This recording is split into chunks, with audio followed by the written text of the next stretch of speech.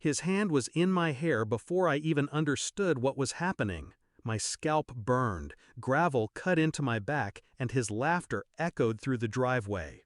"You block your sister's car again, and I'll throw you out for good," he sneered, yanking harder until I tasted blood from biting my tongue.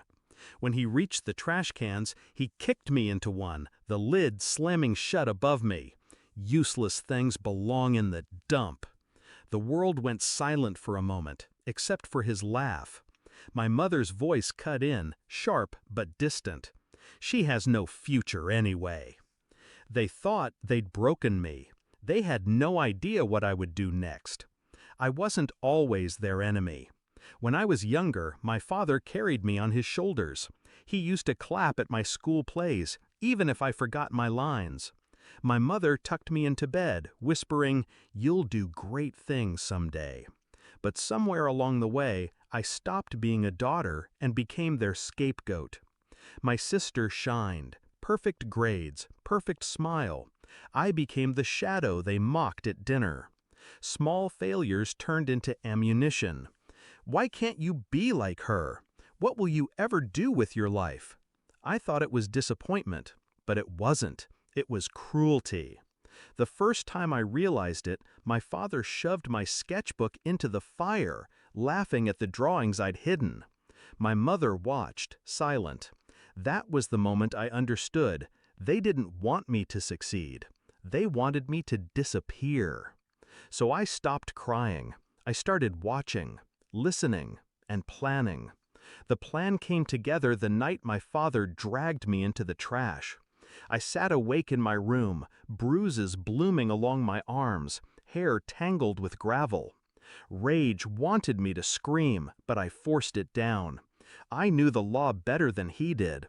I'd been studying it quietly in libraries they thought I wasted time in. Abuse leaves marks, but it also leaves witnesses. Neighbors had seen him. My teachers had noticed bruises.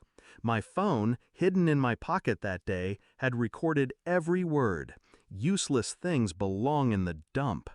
He thought I was powerless. But in that moment, I was already building the case that would ruin him.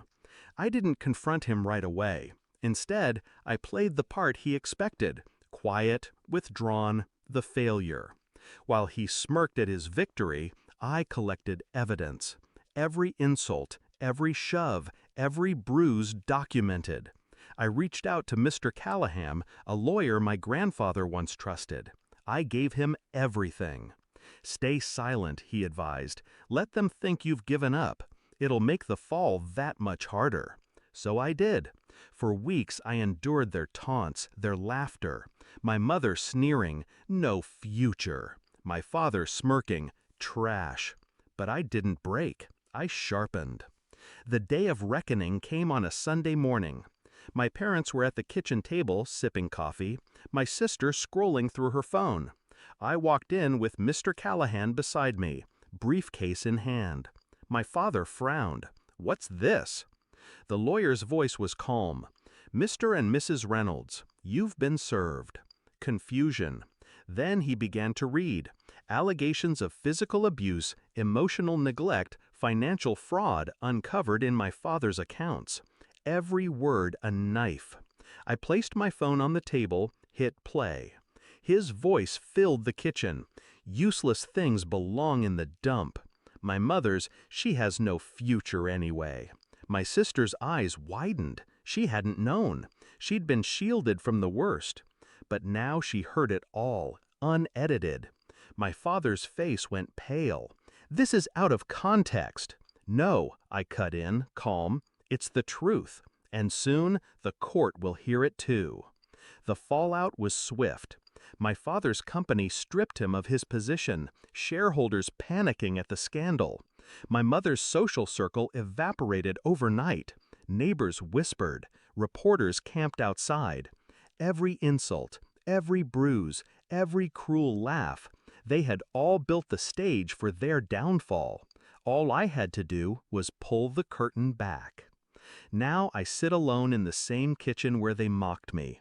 The silence is heavy, but it's mine. They're gone. facing charges, lawsuits, disgrace. My sister chose to leave with me, shaken but free from their grip.